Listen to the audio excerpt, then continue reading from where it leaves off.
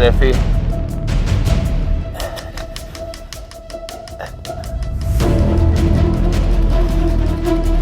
Maybe 2.5 inches, maybe 1.5 inches. In some spots, definitely less. The scary factor is I know how deep it is here. It's dark, it's black, and it's what, 50 to 60 foot deep here. Yikes.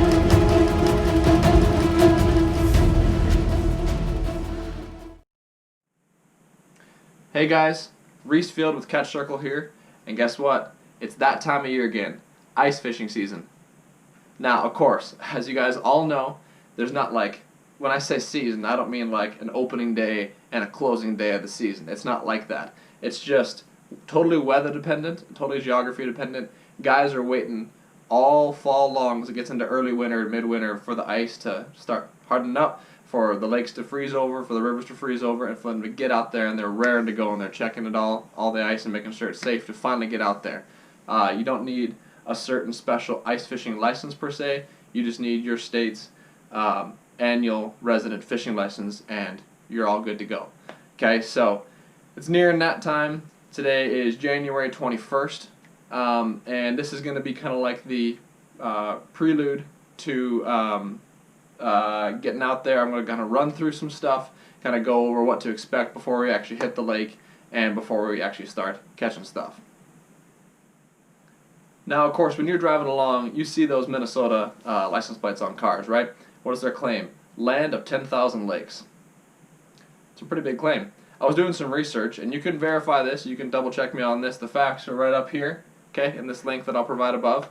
I was actually doing some little bit of digging around. Minnesota has 11,800 lakes. Okay, that's pretty cool. What does Wisconsin have? Wisconsin has 15,100.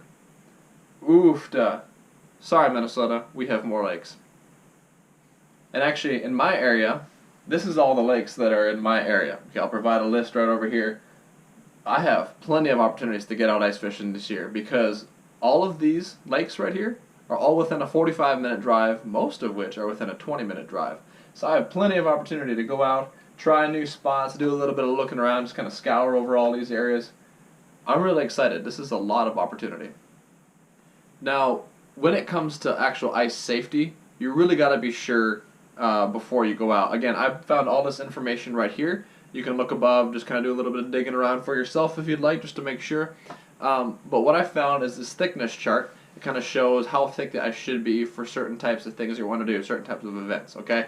So the general rule of thumb is have at least 2 inches. If you got 1 or 2 inches less than that, you really shouldn't be going out there, okay? That's like for a single guy, couple guys walking around, at least 2 inches, okay? No less than 2. You get anywhere between 4 to 6 inches, then you can start having your snowmobiles and your ATVs, okay? You get like, 10 to 12, 10 to 13 inches, you can start having your small cars and stuff like that going out there. And then 15 to 18 and above inches past that, you can start having your heavy-duty trucks and your trailers and the rest of your stuff that you're going to bring on out there, okay? So just make sure you go out there and you check. It's very important. Now, the reason why this sport is seen as so difficult and just kind of dicey by a lot of people is that it's usually during the time of year when it's the most frigid and it's the most crazy in people's eyes to go out, right? You have howling wind that just whips across the lake. You have snow that's falling like crazy, temperatures that are insane, and you're not moving a whole lot. So you're sitting still, you're waiting most of the time. So it's just kind of, your body's having a hard time regulating and keeping yourself warm, and you're losing a lot of the energy, and you can get cold faster. Okay? And B, exposures are just kind of nuts because there's just not much cover out there. In people's eyes, a lot of the people who don't do this, it's like the worst time of year to be going out. They think you're, kind of stupid to go out there. But you just got to be prepared, and you got to have the right stuff. So, to start off with, of course, good pair of gloves, or mitts in this case. Alright, they are deer leather, okay? They go right up. Got separate fingers on the inside, which is nice. Okay, got a snow cuff that kind of goes halfway up the arm that you can tighten. Alright, this is extremely important because your fingers and your extremities are going to be the things that go first, that are going to start. The extremities are going to be the first thing that's going to really feel it when you're out there. Second is a good parka. None of this jacket nonsense. Go parka. Okay? Got this big, nice lined parka. Got fur trim around the hood right here, as you can see. Okay? Zips up. It's kind of big, bulky. Very good at stopping the breeze. Alright? Probably be best to also get some sort of gaiter to kind of go up around your neck, like a comfortable gaiter to kind of keep the wind from blowing in or blowing up. Okay? Next thing is like a nice lined pair of bibs. These are Carhartt overalls. Nice quality, a little pricey, but you get what you pay for. Alright, so you got the buckle and the straps up here. See, got this nice material, comfortable material. Because when you're working out there on the ice, you're going to be kneeling down, you're going to be, you know, resetting hooks and messing with wet fish and messing with setting up stuff and walking around, and you're going to be out there for quite some time. So you got to make sure that you're bulked up. And as far as a precautionary goes, got this thing right here, made by Frabill, whatever you say it. Okay, goes around your neck. It's got like this stretchy cord. Okay, you can put it through the arms of your jacket or whatever. Nice little grips. This is in case you fall through and need something to crawl your way out on the ice with. Okay, you stick this into the ice. This little sleeve is gonna poke up like this. There's that nice aggressive looking spike. Okay, two of those help you crawl out of the hole. Nice little thing just to kind of have on you every time you're out there. Also, I'd suggest these. They go by many names: crampons, creepers, shoe spikes, shoe cleats. I've heard it all. Okay, slide these over your boot. Right, I made another video up here you can check out with me testing them out and trying them out in action. These just kind of give you stability as you're walking across. See how they have little grips, and these little orange areas have little metallic jabs that just kind of go into the ice. And again, as always, as far as the regulations and rules go, it's always smart and wise to look ahead, read it word by word, every syllable, because they can kind of be sticklers on it. But at least for Wisconsin, for where I'm at, you can have more than 3 sets, whether that's, you know, it's like 3 holes pretty much, right? You can't have more than 3 lines, 3 hooks in the water, treble hooks, whatever. 3. Make sure you don't exceed that. Now, if you have a big fishing party and you have lots of guys and they all have licenses and they're all licensed, of course, the more the merrier, right? Also, if you're going to leave your pop-up or your shed unattended, you have to have like your name, address, phone number, or ID number on there, just so they can contact you. So just don't forget those details that are very, very stickler, like I said. Rubo! Rubo, come here! Come here! Come here! Hey, silly. Alright. We're out here on Pewaukee Lake. There's downtown. Agape Church is somewhere over there. We're just out here testing the thickness, making sure it's all safe and ready to go for this weekend. Wanting to come out here and do some ice fishing this weekend. About 11:30 or noon right now. Decided to bring the dog out, get her exercise, get her EBGBs out. Yeah, we're just, looks like other people have been out here trying a little bit. Not a whole lot of action. There's a couple shanties way over there.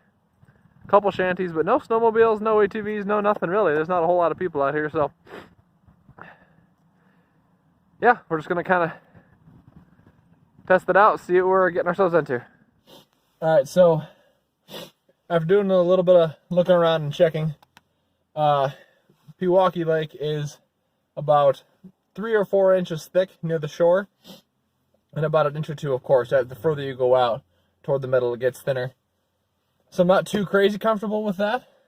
However, guys do it all the time. So this is an option, but I would be hesitant and I might want to wait just a little bit more. Let's go to the next one. All right. We're here at the boardwalk at Nagawicca Lake. We're gonna come and check the thickness of this one.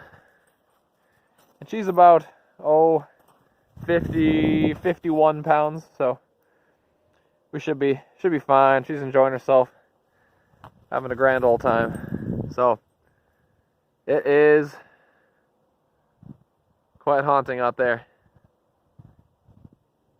So we're gonna go and give it a look-see.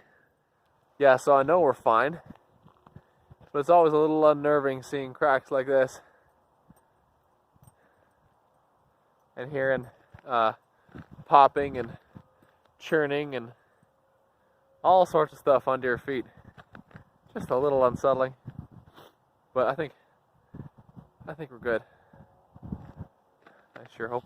It's the same kind of story here at Nagawicca. It's satisfactory. It's adequate. But is it cutting it close? Yeah, you can do it.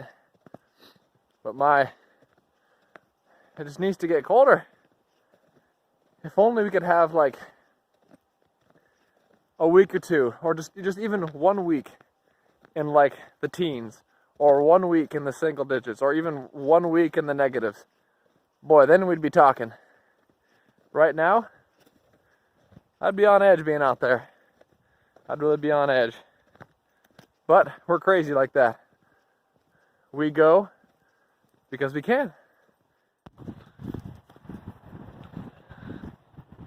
All right, Phantom Lake, McWanago.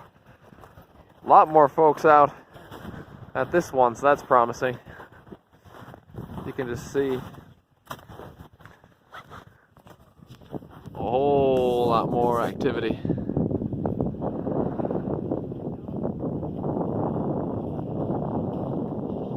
So that's a good sign. So aside from the slush, ice here is probably 5 or 6 inches thick near the shore,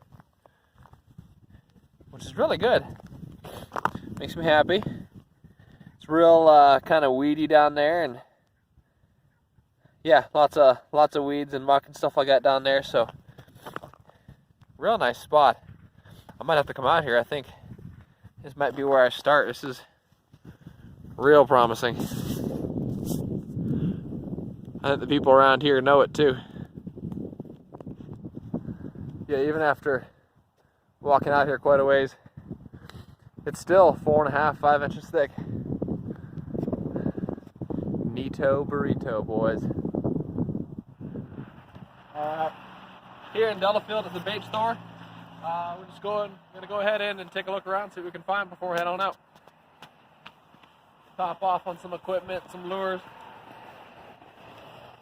and whatever else we may need.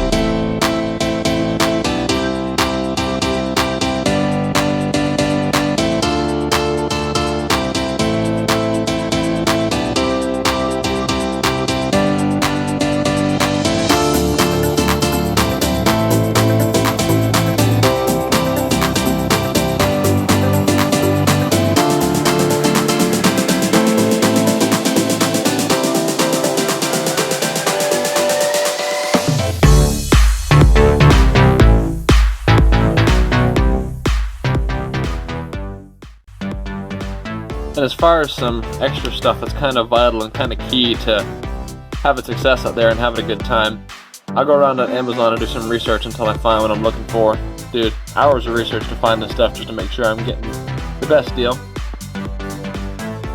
The Chapelle Jet ice fishing sled, $60, 54 inches by 24 inches. That would be nice. The Eskimo Quick Fish Series pop-up. Thinking about the Quick Fish 2, about $139. And as well as the Eskimo Mako 43cc 8-inch quantum gas auger. However, that is $400. Yikers. And this just kind of shows you the kind of music I've been listening to.